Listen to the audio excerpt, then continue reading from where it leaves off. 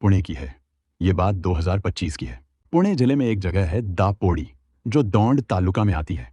इसी दापोड़ी गांव में शाहजी पाटिल बुआ ठोंबरे अपने परिवार के साथ रहते थे। शाहजी पाटिल की बेटी प्रतीक्षा की शादी 1 महीने पहले अक्षय धायगुड़े से तय हुई थी। सतारा जिले में एक जगह है बोरी। अक्षय वहीं का रहने वाला था। अलंदी एक तीर्थ स्थल है, वहीं कुछ रिश्तेदारों की मौजूदगी में प्रतीक्षा की शादी होनी थी। ये उसकी दूसरी शादी थी। 21 फरवरी 2025 को शादी से कुछ वक्त पहले ही प्रतीक्षा के पापा को पता चला कि अक्षय की भी ये दूसरी शादी है। ये सुनते ही थोड़ी देर के लिए माहौल बिगड़ गया। सबको झटका लगा। लेकिन क्योंकि धायगुड़े और ठोंबरे दोनों ही आपस में रिश्तेदार थे और बीच बचाव करने वाले लोग भी वहां थे, तो मामला जल्दी संभाल लिया गया। फिर यह तय हुआ कि अब अक्षय से शादी नहीं होगी, पर तब तक लोग जुट चुके थे। शादी का मुहूर्त भी था, इसलिए तय हुआ कि अक्षय की जगह उसका छोटा भाई प्रशांत दूल्हा बनेगा। और फिर प्रतीक्षा की शादी प्रशांत से कर दी गई। अब प्रतीक्षा अक्षय की बजाय उसके छोटे भाई प्रशांत की पत्नी बन गई। शादी के कुछ दिन बाद प्रतीक्षा अपने मायके आई थी, लेकिन कुछ ही दिनों बाद वो अचानक घर से गायब हो गई। इधर प्रतीक्षा के गायब होने के बाद उसके पापा ने उसे ढूंढना शुरू किया। रात के करीब 10 बज गए, लेकिन वो घर नहीं लौटी। तब उन्होंने दामाद प्रशांत को फोन किया। उसने साफ कहा, मैं तो उधर आया ही नहीं और मुझे नहीं पता वो कहाँ है। अगले दिन घर वालों ने रिश्तेदारों के यहाँ पता किया, लेकिन कहीं भी प्रतीक्षा नहीं मिली। तब जाकर यवत पुलिस स्टेशन में उसकी गुमशुदगी की रिपोर्ट दर्ज करवाई गई। पुलिस अपनी जांच में लगी हुई थी। तभी प्रतीक्षा के काका आनंदा मेमाणे को किसी अनजान शख्स ने फोन किया और बताया कि खोपड़ी गांव की सीमा में एक कुएं में किसी अनजान औरत की लाश मिली है। काका आनंदा मेमाणे ने तुरंत ये बात प्रतीक्षा के पापा शाहजी ठोंबरे को बताई और उन्हें भी साथ चलने को कहा। जब दोनों वहां पहुंचे और कुएं में देखा, तो शाहजी ने पहचान लिया कि वो शव किसी और का नहीं, बल्कि उनकी ही बेटी प्रतीक्षा का है। वहां मौजूद किसी ने तुरंत यवत पुलिस को इस घटना की जानकारी दी। पुलिस मौके पर पहुंची और पंचनामा कर शव को कुएं से बाहर निकाला। शव के चेहरे पर चोट के निशान थे, जिससे साफ लग रहा था कि उस पर हमला किया गया था। पुलिस को शक था कि किसी ने किसी वजह से प्रतीक्षा की किसी हथियार से हत्या की और फिर उसका शव कुएं में फेंककर फरार हो गया। इस मामले में पुलिस उप निरीक्षक मारुति मित्तलेवाड़ की सरकारी शिकायत के आधार पर अज्ञात व्यक्ति के खिलाफ हत्या का केस दर्ज किया गया। 31 मार्च 2025 की दोपहर प्रतीक्षा की लाश कुएं में मिलने से पूरे इलाके में सनसनी फैल गई। उधर उसी दिन सुबह से ही बोरी गांव में उसका पति प्रशांत धायगुड़े लापता था। शाम होते होते एक और चौंकाने वाली खबर आई। बताया गया कि प्रशांत अपने खेत में संदिग्ध हालात में पाया गया। अब पुलिस भी हैरान थी। एक तरफ पत्नी की रहस्यमयी मौत, दूसरी तरफ पति की संदिग्ध मौत। क्या ये दोनों घटनाएं आपस में जुड़ी हुई थीं? पुलिस ने शक की सुई उसी दिशा में घुमा दी।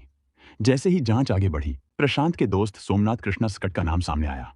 पुलिस ने उसका मोबाइल नंबर ट्रेस किया और उससे पूछताछ शुरू की, लेकिन सोमनाथ टालमटोल करता रहा, सीधे जवाब नहीं दे रहा था।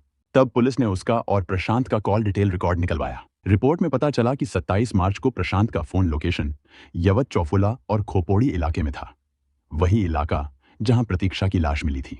सोमनाथ का मोबाइल उस वक्त लोणंद में ट्रेस हुआ। इसके बाद मई महीने में 11 तारीख को पुलिस ने सोमनाथ को हिरासत में लिया। शुरू में वो फिर से घुमा फिराकर जवाब देता रहा, लेकिन जब पुलिस ने सख्ती दिखाई तो आखिरकार वो बोल पड़ा। जैसे जैसे उसने मुंह खोला, पूरी कहानी सामने आ गई। प्रशांत और प्रतीक्षा की शादी हो चुकी थी, लेकिन इस रिश्ते से प्रशांत खुश नहीं था। उसके चेहरे पर मुस्कान तो थी, लेकिन मन में कुछ खटास जरूर थी। वो इस शादी को शायद दिल से कबूल नहीं कर पाया था। प्रशांत शुरू से ही इस शादी से नाखुश था। उसे ये बात चुभ रही थी कि उसका रिश्ता एक ऐसी लड़की से हुआ है जो पहले से शादीशुदा थी। उसे लगता था कि उसके साथ धोखा हुआ है और वह इस रिश्ते को कभी दिल से अपना नहीं पाया। शादी के बाद जब गुड़ी पड़वा का त्योहार आया तो प्रतीक्षा को मायके भेज दिया गया। इधर प्रशांत के मन में बेचैनी और बढ़ती गई। उसने अपने दोस्त सोमनाथ से फिर इस बात का जिक्र किया। मन में चल रही खींच अब गुस्से में बदल चुकी थी। उसने तय कर लिया था कि इस रिश्ते से छुटकारा पाने का एक ही रास्ता है, प्रतीक्षा को हमेशा के लिए रास्ते से हटा देना। पहले तो सोमनाथ ने उसे समझाने की कोशिश की, लेकिन प्रशांत अब किसी की सुनने को तैयार नहीं था। आखिर में दोनों ने मिलकर एक साजिश रची। 27 मार्च की तारीख तय कर दी गई प्रतीक्षा को खत्म करने के लिए। 27 मार्च की सुबह प्रशांत और उसका दोस्त सोमनाथ लोणंद में मिले। प्रशांत ने अपनी बाइक वहीं पार्क की और सोमनाथ की पल्सर बाइक लेकर दोनों निकले प्रतीक्षा के ससुराल की तरफ। सोमनाथ ने अपना मोबाइल वहीं बंद कर दिया। प्रशांत ने पत्नी प्रतीक्षा को फोन करके बताया कि वो और उसका दोस्त सोमा उसे लेने आ रहे हैं, किसी प्रोग्राम में जाना है, फिर बाहर होटल में खाना खाने चलेंगे। लेकिन साथ में यह भी कहा कि वो किसी को कुछ न बताए और ठीक शाम 7 बजे टोल नाके के पास अकेले आकर खड़ी रहे। इधर दोनों दोस्त यवत की तरफ बढ़े और रास्ते में ऐसी कोई सुनसान जगह तलाशने लगे जहां प्रतीक्षा को मारा जा सके। काफी देर तक घूमने के बाद चौफुला नगर रोड पर पारगांव के पास टोल नाके के पीछे की तरफ उन्हें एक जगह पसंद आई, झाड़ियों से ढंकी हुई, जहां पास ही एक पुराना कुआं भी था। यही जगह तय कर ली गई हत्या के लिए। अब वे दोनों सिर्फ शाम होने का इंतजार करने लगे। शाम करीब 7 बजे प्रतीक्षा का फोन आया।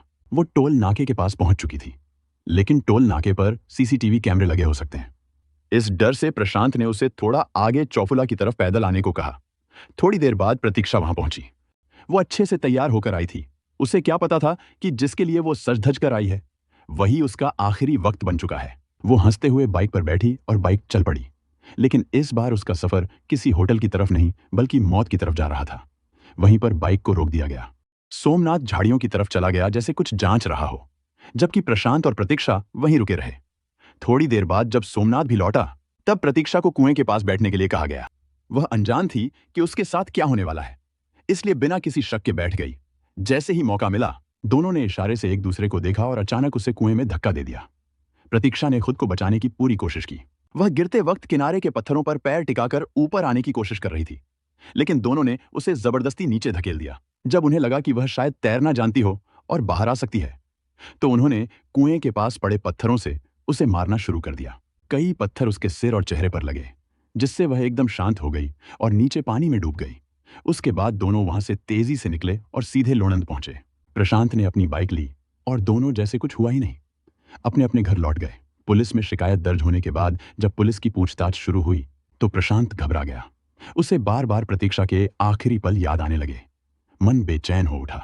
उसने तुरंत अपने दोस्त सोमनाथ को फोन किया और बताया कि पुलिस का फोन आया है। सोमनाथ ने बड़ी साफ बात कही, बीवी तुम्हारी थी, मारा भी तुमने ही, मैं तो बस तुम्हारे साथ गया था। सोमनाथ की यह बात सुनकर प्रशांत पूरी तरह टूट गया। उसे समझ में आ गया कि अब कोई रास्ता नहीं बचा। उसे लगा कि अब पुलिस उसे पकड़ ही लेगी और उसका दोस्त भी उसका साथ नहीं देगा। तनाव और पछतावे से घिरे प्रशांत ने 31 मार्च की सुबह खुद को खत्म कर देने जैसा फैसला कर लिया। अब पुलिस के पास सारी कड़ियां जुड़ने लगी थीं। प्रतीक्षा की मौत कोई हादसा नहीं, बल्कि पहले से रची गई एक खतरनाक साजिश थी। और इस साजिश में सिर्फ प्रशांत ही नहीं, उसका दोस्त सोमनाथ भी शामिल था। पुलिस को सबूत भी मिल चुके थे, मोबाइल लोकेशन, कॉल डिटेल्स और सोमनाथ का कबूलनामा। अब केस ज्यादा छुपा नहीं रह सकता था। सोमनाथ को कोर्ट में पेश किया गया। जांच और गवाही के बाद कोर्ट ने उसे हत्या में शामिल होने का दोषी माना और जेल भेज दिया गया। इस घटना से हमें एक बेहद अहम बात समझने को मिलती है।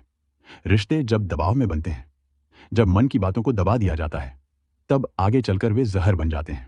प्रशांत की शादी उसकी इच्छा के बिना हुई थी और उसने ना तो अपने परिवार से खुलकर बात की, ना ही समय रहते अपनी भावनाओं का सामना किया। समस्या कोई भी हो, शादी, मनमुटाव या निजी उलझन, उसका हल हिंसा, हत्या या आत्महत्या नहीं है।